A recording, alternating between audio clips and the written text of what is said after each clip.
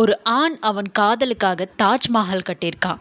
ஆனால் ஒரு பெண் என்ன செஞ்சிருக்கா அப்படிங்கிறதான இன்னைக்கு வரைக்கும் நம்ம கேட்டுட்டு வந்துட்ருக்கோம். ஆனால் 11th செஞ்சுரியிலேயே ஒரு பெண் அவளோட உயிருக்குயிரான கணவனுக்காக கட்டிய ஒரு ஞாபக சின்னம் தான் ராணி கீவா அப்படிங்கிற ஒரு ஸ்டெப் வெல். இதை தமிழில் படிக்கிணறுன்னு சொல்லுவாங்க.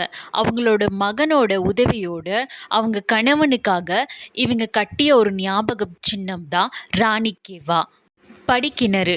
இதை கட்டின அந்த பெண்ணோட பேர் உதயமதி.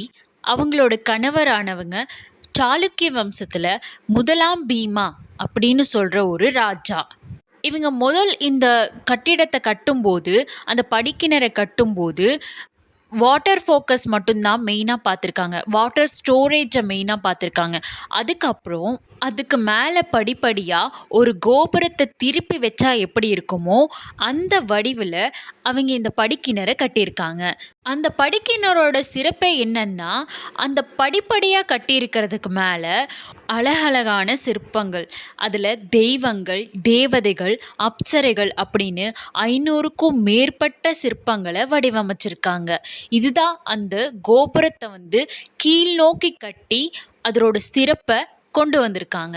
20ஆம் நூற்றாண்டு வரைக்கும் தண்ணீர் மூழ்கி இருந்த அந்த ராணி கீவா தண்ணீர் வற்றி அதுக்கப்புறம் வெளியே தெரிய வந்திருக்கு. இப்போ அதை கவர்மெண்ட் ஒரு சுற்றுலா தலமா அறிவிச்சிருக்காங்க.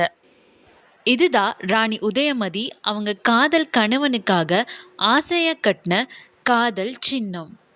காதல்ல ஆண் என்ன பெண் என்ன, யார் வேணாலும் யாருக்காக வேணாலும் என்ன வேணாலும் செய்யலாங்கிறதுக்கு இது ஒரு பெரிய உதாரணங்க. வீடியோ பிடிச்சிருந்தா லைக், ஷேர் அண்ட் கமெண்ட் பண்ணுங்க.